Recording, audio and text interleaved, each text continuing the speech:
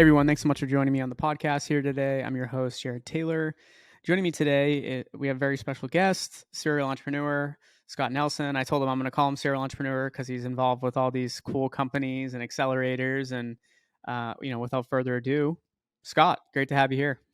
Yeah, Jared, thanks for having me on. There's two things that you mentioned: serial entrepreneur and special guest. I'll take it. I'll take it. Love it. Well, let's have you comment on that a little bit Yeah. if you don't mind giving us a little bit about your background.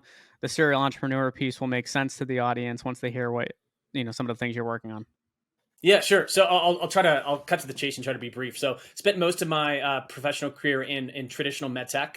So grew up kind of in the cardiovascular space, largely in commercial roles. Up until about 2015. That's when I left Medtronic, which probably most people listening to this are familiar with. And really, since over the past 7 or 8 years, have been largely involved with early stage companies that still fall under the healthcare umbrella, but maybe aren't necessarily specific to cardiovascular. And so, what I mean by that is I spent a little bit of time at a digital health startup based in London called Touch Surgery, which eventually exited to Medtronic. Had the pleasure of working with a couple physicians, Dr. Jean Neme and Andre Chow there, who are brilliant. And then started a direct-to-consumer health company called Juve. We were the first company to commercialize full body in-home red light therapy. So that was kind of an interesting 3 or 4 years. Had a nice run, grew that company from scratch to about $22 million in top line revenue profitably. And then really since about mid 2020, have been focused a little bit more on traditional MedTech again in the cardiovascular space, running FastWave Medical as the CEO. And we're developing intravascular lithotripsy devices to treat complex calcium in peripheral and coronary arteries. And let's dive into that a little bit more. We're gonna talk about a couple of the companies you're involved with, but I definitely want to first highlight the FastWave Medical. Mm-hmm. Where are you at today? What excites you about that business? Yeah. So I'll start with the latter question, right, and circle back around to where we're at today. So what excites me most is not only the team that I'm working with, which is exceptional, but I think what I'm probably most proud of is the speed at which we're executing, which is very different than how most early stage medical device companies operate. It's a little bit more methodical, and I think everyone generally wants to optimize for speed, but we're actually doing that, and so that's probably a couple things that really stand out.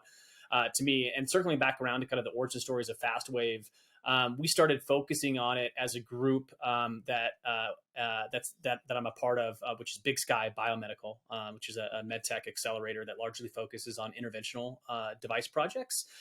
We started looking at the IVL or intravascular lithotripsy space back in late 2022.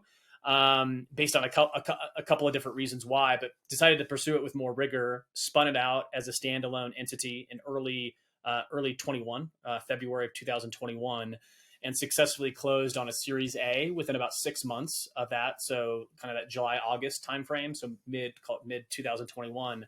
And really ever since then have been heads down developing intravascular lithotripsy systems at a pretty rapid pace. So have made exceptional progress over the past 15, 16 months across kind of all of the key functional areas that you're after in the early stage medtech startup, right? IP, of course, your core devices or device systems. Making sure that your regulatory and reimbursement paths are buttoned up, et cetera. So really proud to be associated with a team that's not only exceptional in a lot of different ways, but is just moving at a really rapid pace. And one of the things I really wanted to make sure we talked about, Scott, having you on here, is you're involved with a couple different businesses, right? You are a serial entrepreneur. I know a lot of entrepreneurs out there, and just anyone else, they don't have to be an entrepreneur. Would love to hear some of your time management advice, right? How are you working on these different businesses, staying focused? What advice would you give people that, even if they're just working on one, but if they're working on multiple things, what should they be doing? Yeah, and this is a good topic, and I think there's a lot of different productivity advice, right, in kind of the startup ecosystem. and I would say I would probably point to a couple things that really stand out for me. And again, this is maybe more reflective of my personality, but perhaps it's helpful to those listening. So one thing is that don't get too caught up in a specific app, right? I'm a bit of an app junkie myself, and there's a wide range of productivity or project management, apps that you can kind of, use and to track and measure and produce, or to knock out various tasks or projects. Don't get stuck on the app. Just pick one and be consistent with it. So don't chase after kind of the shiny new tool to use. Just be consistent within something that works for you personally. So that's number one. And then number two, I think I'm a firm believer that you need to do whatever you can to block out distractions in order to do deep work. And so what that means for me is that when if I'm looking at my tasks for the day, right, that I've got queued up, if there are ones that are going to, require, an hour, 2 hours, et cetera, that type of like deeper work, I need to like shut down everything. I need to shut down Slack. I need to shut down email, put my phone into silence. Right. And that's the best way, and once you come out of that deeper work for an hour or two or whatever, you'll be able to you'll be able to check on your email, you'll be able to catch up on Slack, etc. But I think I just like eliminating those distractions is pretty crucial. So there's a couple things that I think have been that stand out or been particularly helpful for me. For sure. Checking email, you can go down that rabbit hole and then 30 minutes to an hour is gone. Right. Totally. Yeah. It's and then just thinking you have a new email can add another 5 minutes on there, right? Did someone email me back? So that has to be eliminated or limited as much as possible for sure. Yeah. And it's just a distraction, right? From a mind share perspective too. You know what I mean? If you're constantly like, if there's constant inbound all the time, it's just really hard to like make any sort of measurable or solid progress on a certain initiative, right? If you've got so much inbound, right, that's just distracting. And so, and you're dead right. I mean, it's so easy to get lost in email, and then boom, 20 minutes is gone, 30 minutes is gone, etc. So yeah, I totally agree with that. One other thing I wanted to cover with you here today was one of your businesses, an accelerator, which we'd love to hear more about. And I would also like, after you're done kind of giving us the highlights of it, why do medical device accelerators make sense for entrepreneurs? Would love to hear that from you. Yeah. And I think probably most of the people listening are familiar of like, have some sort of level of familiarity with, incubators, accelerators, et cetera. And I wouldn't say, you know, they can work and they can't, right? I mean, it largely depends on kind of the the framework and what you're trying to accomplish. And so and I'll try to be a little bit more pragmatic or specific to Big Sky. And so what I mean by that is with the group that I'm involved with at Big Sky, which I mentioned previously, that's the accelerator that we spun out FastWave out of. We're very focused on a couple key things, right? And so I think that's what's sort of paramount for any sort of incubator or accelerator to work is focus and being able to say no to a lot of other projects that that come across the desk. And so with Big Sky, we're almost exclusively focused on interventional devices, right, in the broader vascular space. That's our wheelhouse. That's what we understand the best, right? It's not like we're not going to take on an orthopedic project. We're not going to take on a project in some other therapeutic arena. Not that those don't make sense. It's just that's not our wheelhouse, right? So again, having a very specific focus on kind of what you know best, and then two. The projects that we evaluate, if they don't check certain boxes, we just don't even consider them. And those boxes are largely centered around the regulatory and reimbursement pathway. And so if we're looking at a project and it's going to require a significant clinical lift, right? Clinical affairs lift is going to require, more of a PMA type of reg pathway.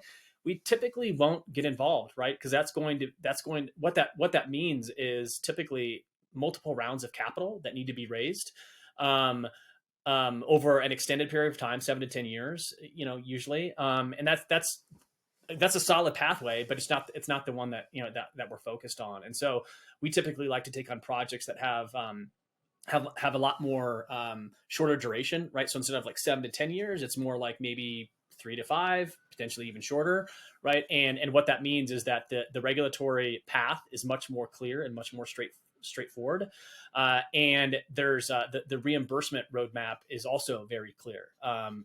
It's a project that's not going to require the development of a new CPT code and endless amounts of data to convince payers to cover and reimburse the device or the product. And so, those boxes need to be checked before we even remotely consider taking on a project. So those are kind of the two key areas, or the two key kind of things that we're very, very focused on within Big Sky. And I think that's needed, right, for in any type of incubator, accelerator, venture studio to work on is a focus on what you're good at, and then what maybe you are either not good at or don't necessarily want to have the bandwidth to take on. What does your MedTech outlook look like, Scott, over, let's say, the rest of 2023 heading into 2024? Mm-hmm. That's a little bit of a more of a shorter time window. But I would think the trends that I was going to mention probably hold true. And I think there's two things that stand out. Is one, there's an absolute burgeoning, direct to consumer kind of wave, right? It's been here for a while, but for those that don't think the trend will continue, I would disagree with that. I think it's here to stay, and what I mean by that is as insurance gets more and more expensive, right? Even if you're part of you work for an employer that largely offers that as a benefit, it's still getting more and more expensive. And I think we're also seeing a trend where more people are leaving kind of that full-time W-2 type of work and moving on to remote gigs, consulting gigs, and are looking for have to utilize a different kind of insurance pathway. And so net on that is insurance is getting more expensive regardless of that avenue. Or regardless kind of your work capacity. And so more people are paying attention to kind of, cost and what they're paying for. And so they're basically being, the natural result of that is, consumers are largely going to become more proactive and continue to be more proactive about what they're paying for, what things cost, et cetera, within the healthcare ecosystem. And so I think that trend's here to stay. And I think we're only going to see more of it. So if you don't have if you're working in a healthcare company, regardless of whether it's biotech, medtech, et cetera, you need to be thinking about that for sure. And I think this is my second answer is probably a little bit more specific to med device and med tech. But I just think with most entrepreneurs that are working in this arena, not to say that there's not a traditional path forward for like very novel therapeutics or very novel devices that require more of a PMA type of regulatory path with a very significant clinical lift and a huge major hurdles to cross when it comes to reimbursement. That's a tried and true path. But I think that the greater opportunity is for smaller projects, maybe with not as maybe high of an outcome, right? So instead of maybe a $500 million exit to a J&J or Medtronic or Boston Scientific, I think there's a lot more room to play with being capital efficient, limiting the amount of money you're raising, but being okay with a moderate exit, right? A $30 million exit, a $50 million exit, something that's a little bit more strategics have a little bit more stronger appetite for, can tuck it in easier, doesn't impact EPS, et cetera. So I think that is a trend that I believe we'll see, in the not only the near term, but I think the long term as well. Well, Scott, I look forward to staying in touch with you and kind of continuing to hear your outlook on this space, and then also just hearing what you're up to. So thank you once again for coming on the podcast. Absolutely. Yeah. Thanks for having me on, Jared. I really appreciate it.